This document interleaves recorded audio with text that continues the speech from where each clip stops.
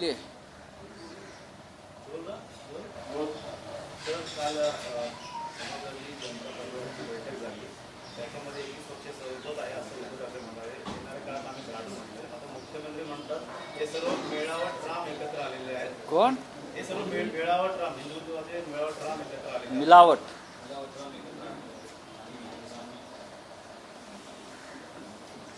या राज्याच्या मुख्यमंत्र्यांना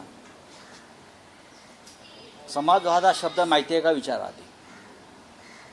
समाजवादाची व्याख्या विचारा. डेफिनेशन ऑफ सोशलिझम हे विचारा त्यांना. ज्या शिवसेनेमध्ये ते होते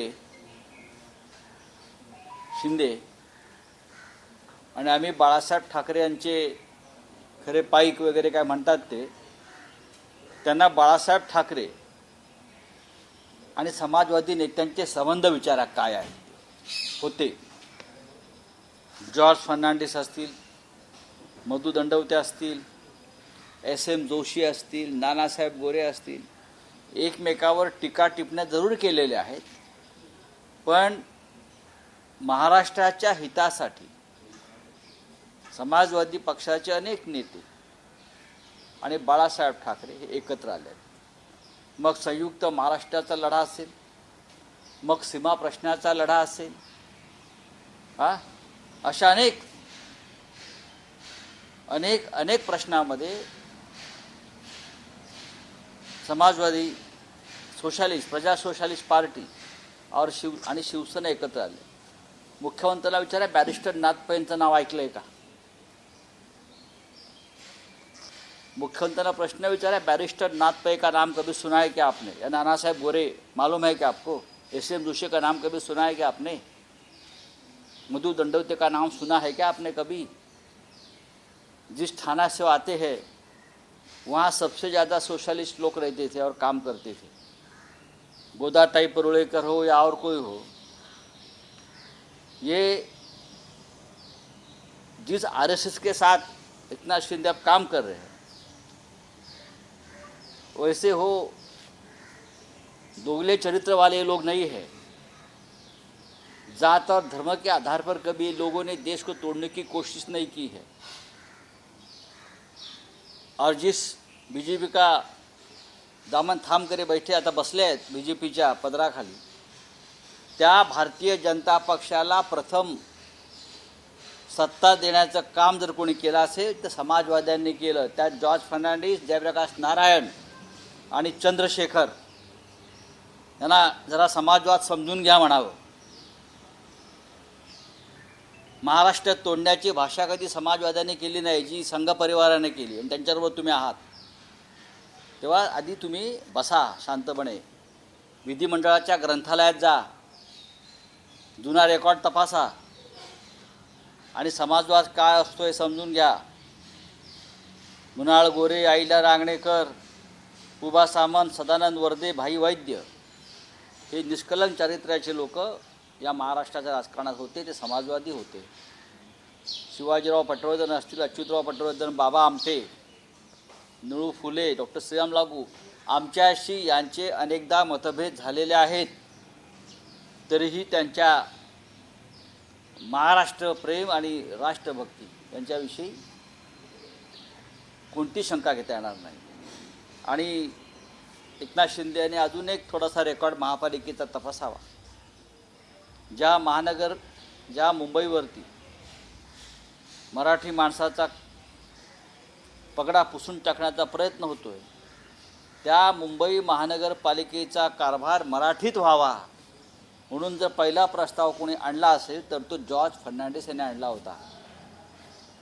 हा इतिहास आहे. हा इतिहास तुम्हाला पुसता येणार नाही. तुम्ही कसली म्हणते मिळावट?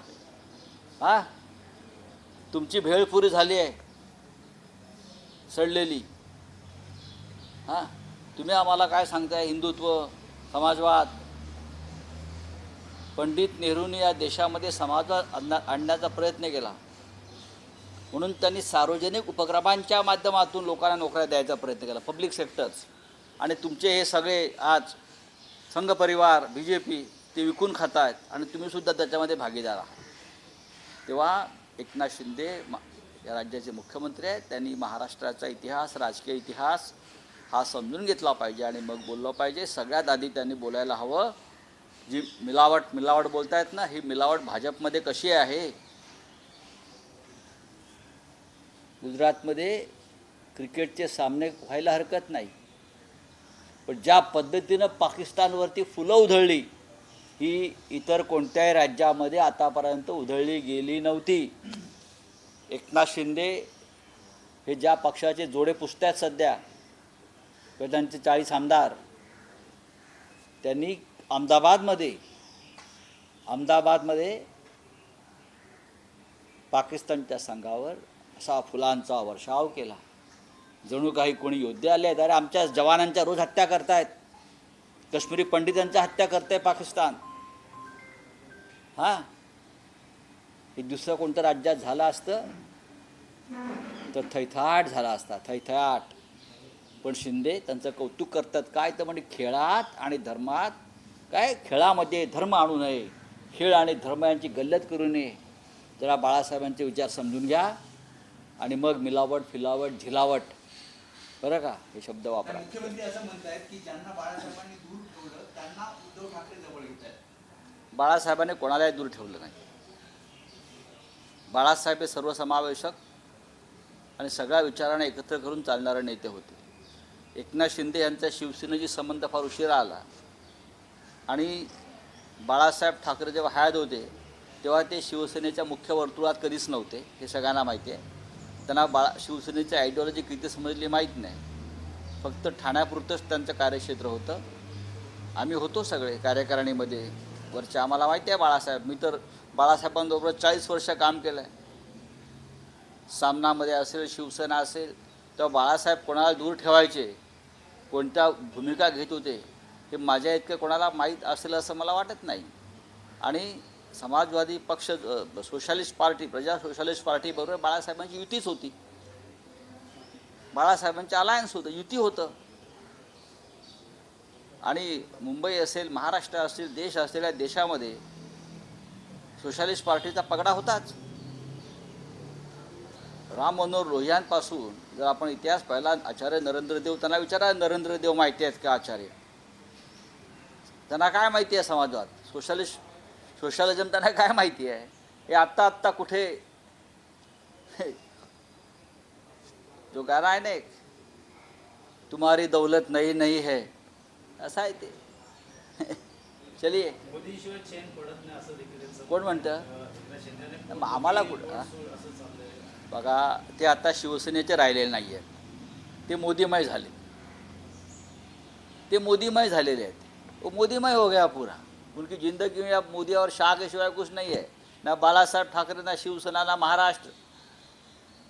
बस भारतीय जनता पार्टी के लोग जितने मोदी नहीं करते उतने ये लोग कर रहे हैं. अजित पवार, एकनाथ शिंदे जी. बाळासाहेब ठाकरे नेहमी म्हणायचे, एक बाळासाहेब ठाकरेंचं वाक्य आहे, बाडगा असतो ना, बाडगा, तो जरा मोठ्याने बांग देतो आपला निष्ठा दाखवण्यासाठी. तसे बाडगे जरा मोठ्याने बांग देत आहेत. किंवा नपुसंग असतो तो जास्त कांदे खातो, तसे जास्त कांदे खात आहेत. चले छोड दीजिए अभी, आमच्या नादात लागू नका म्हणावं. चला पुढून द्या, चला पुढे काय. बात करते हैं जिस तरह से बीजेपी के नेता निशिकांत दुबे बयान जारी, उन्होंने लोकसभा स्पीकर को पत्र लिखा है और टीएमसी के संसद के पर आरोप लगा कि सवाल जो वो करती है वो पैसे से लेन देन को लेकर. उन्होंने देखिए, सवाल उठाया था टीएमसी के नेता ने अडानी ग्रुप को लेकर. बात ऐसी है कि अडानी ग्रुप के ऊपर जो, या किसी उद्योगपति के ऊपर अगर कोई प्रश्न पूछता है तो बीजेपी के पेट में बहुत दर्द होता है. फिर वो अनाप शनाप आरोप कर लेते हैं. महुआ मोइत्रा सांसद है टीएमसी की, बहुत ही जुझारू नेता है टीएमसी की, पूरे देश में उनका नाम है, लड़ने वाली महिला है, नेता है. उनको डिमोरलाइज करने की एक कोशिश है. लेकिन मैं महुआ जी को पहचानता हूँ, ऐसे आरोप से वो पीछे हटने वाली नहीं है. सबको बदनाम करते हैं लोग, ये लोगों का बदनामी करने का कारखाना लगा है, फैक्ट्री लगी है. हमारे ऊपर भी आरोप होते हैं, सबके ऊपर आरोप कर रहे हैं लोग. आप देखो कितने दूध के धुले हैं. आप किसे पैसे से, आपकी पार्टी, हाँ, इलेक्ट्रल बॉन्ड का जो घोटाला आ रहा है सामने, पीएम केयर फंड के बारे में बोलिए आप। राहुल गांधी ने जो आपसे 10 सवाल पूछे हैं पैसे के लेन देन के बारे में आपके पार्टी को, आप उसका जवाब दीजिए। जिस तरह से ईडी और सीबीआई का दुरुपयोग करके आप अपने अपोजिशन को नेस्तनाबूद करना चाहते हो इस प्रकार के गंदे आरोप करके, लेकिन उससे फ़ायदा नहीं होगा। 2024 में आप सत्ता पर नहीं आ रहे हैं और इंडिया अलायंस सत्ता पे आ रही है। चलिए, लेकिन क्या जिस तरह से पत्र लिखना, लोकसभा स्पीकर को पत्र लिखना और निलंबित की बात करना, कार्रवाई की बात करने दो ना। विपक्ष को दबाया जा रहा है लोकतंत्र। और क्या है फिर, और क्या हो रहा है, और क्या है? आपके हाथ में सत्ता है, आपके हाथ में पावर है, आप संविधान को नहीं मानते, आप कानून को नहीं मानते, तो आप दूसरा क्या कर सकते हो? लेकिन इजराइल में नेतन्याहू के खिलाफ लाखों इजरायली सड़क पर उतरे हैं। जिस नेतन्याहू का आप जय जयकार यहाँ कर रहे हो ना, उसके खिलाफ लाखों लोग दिखाइए, मीडिया वाले दिखाइए। चलिए, thank you very much. ABP माझा, उघडा डोळे बघा नीट।